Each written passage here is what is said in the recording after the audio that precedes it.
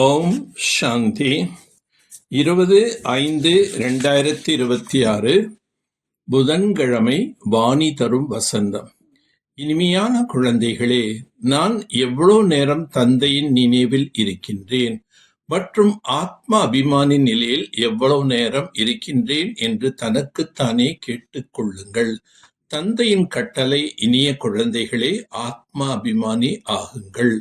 ஆத்மாக்களாகி நீங்கள் அனைவரும் ஆண்களாக இருக்கிறீர்கள், பெண்கள் அல்ல.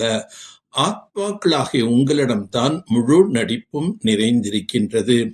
நான் எப்படி ஆத்மா அபிமானி ஆவது என்ற இந்த ஒரு முயற்சி அல்லது பயிற்சி மட்டும் செய்யுங்கள். இதுதான் உயர்ந்த லட்சியம் ஆகும். ஆத்மா என்பது ஆண்பாலில் குறிக்கப்படுகின்றது. உடல் என்பது வரும்போதுதான் பெண் ஆண் என்ற பேதம் ஏற்படுகின்றது. தந்தை மிகவும் விஷால புத்தி, ஆழமான புத்தி உடையவராக ஆக்குகின்றார். நல்லதோ கெட்டதோ எண்ணங்கள் ஆத்மாவில் பதிவாகி இருக்கின்றது. அதன் ஆதாரத்தின்படிதான் சரீரம் கிடைக்கின்றது. அனைத்துக்கும் ஆதாரம் ஆத்மாவில் இருக்கின்றது. கர்ம சந்நியாசம் செய்யவே முடியாது. எப்போது ஆத்மா சாந்தி தாமத்தில் இருக்குமோ அப்போதுதான் கர்ம சந்நியாசத்துடன் இருக்க முடியும். அங்கு கர்மேந்திரியங்கள் இல்லை எனும்போது காரியம் எப்படி செய்ய முடியும்? இது கர்ம சேத்திரம் என்று கூறுகின்றோம். அனைவரும் கர்ம சேத்திரத்துக்கு வர வேண்டியதாக இருக்கின்றது. மிக குறைவானவர்கள்தான் யோகிகளாக ஆகின்றார்கள். சிலர் பிரம்மகுமார் குமாரி என்று கூறிக்கொள்கின்றனர். ஆனால் தந்தையை நினைவு செய்வது கிடையாது. தந்தை பிரம்மாவின் மூலம் குழந்தைகளாகி உங்களை ஆத்மா அபிமானியாக ஆக்குகின்றார். இவர் தேக அபிமானத்துடன் இருந்தார். இப்போது ஆத்மா அபிமானியாக ஆவதற்கான முயற்சி நடைபெற்று கொண்டிருக்கின்றது. பிரம்மா பகவான் கிடையாது. யார் ஆத்மா அபிமானியாக இருக்கிறார்களோ அவர்கள் ஞானத்தை நல்ல முறையில் தாரணை செய்வார்கள். தேக அபிமானத்தில் வரும்பொழுது மாயை அடி கொடுத்து விடுகின்றது.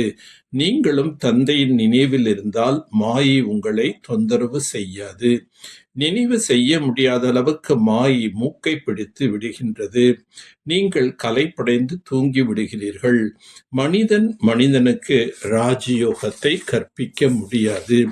ஒரு தந்தைதான் ராஜயோகத்தை கற்பிக்கின்றார்.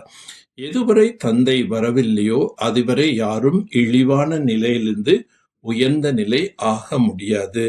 சொர்க்கவாசி ஆவதற்காக நீங்கள் இங்கு வந்திருக்கின்றீர்கள். வைகுண்டபுரி செல்வதற்காக தாய்மார்கள் விரதத்தை கடைபிடிக்கின்றார்கள். யாராவது இறந்து விட்டாலும் சொர்க்கவாசியாக ஆகிவிட்டார் என்று கூறுகிறார்கள். பாரதத்தில்தான் சொர்க்கத்தினை ஏற்றுக்கொள்கிறார்கள். ஏனென்றால் பாரதத்தில்தான் தந்தை சொர்க்கத்தை ஸ்தாபனை செய்கின்றார். ஞானத்தை நல்ல முறையில் தாரணை செய்து ஆத்மா அபிமானி ஆக வேண்டும். இதுவே முயற்சியாகும். இதுவே உயர்ந்த இலக்காகும். இந்த முயற்சியின் மூலம் ஆத்மாவை சத்தோ பிரதானம் ஆக்க வேண்டும். ஜின் பூதமாகி நினைவு என்ற யாத்திரை செய்ய வேண்டும். மாயை எவ்வளவு வேண்டுமென்றாலும் தடைகளை கொண்டு வரட்டும். ஆனால் வாயில் கூழாங்கற்களை போட்டுக் கொள்ள வேண்டும். மாயினால் கலைப்படைந்து விடக்கூடாது. ஒருவரின் நினைவின் மூலம் புயல்களை நீக்கிவிட வேண்டும். சாதனங்களை பயன்படுத்திக் கொண்டே சாதனை தனது ஆதாரமாக ஆக்கக்கூடிய சித்தி ஸ்வரூபம் ஆகுக. பழைய உலகின் எந்த கவர்ச்சிகரமான காட்சியும் அல்பகால சுகத்துக்கான சாதனங்களை பயன்படுத்துகிறீர்கள் அல்லது பார்க்கின்றீர்கள் என்றால் அந்த சாதனங்களின் வசமாக ஆகிவிடுகிறீர்கள்.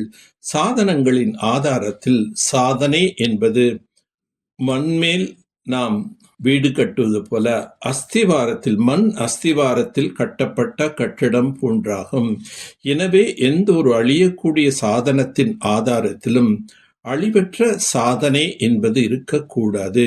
சாதனம் நிமித்தம் மாத்திரமே. மற்றும் சாதனையானது நிர்மாணத்தின் ஆதாரமாகும். எனவே சாதனைக்கு மகத்துவம் கொடுப்பீர்களானால் சாதனை சித்தி பெற செய்யும். சாதனை என்பது யோகா, சாதனங்கள் என்பது பௌதீக பொருள்கள்.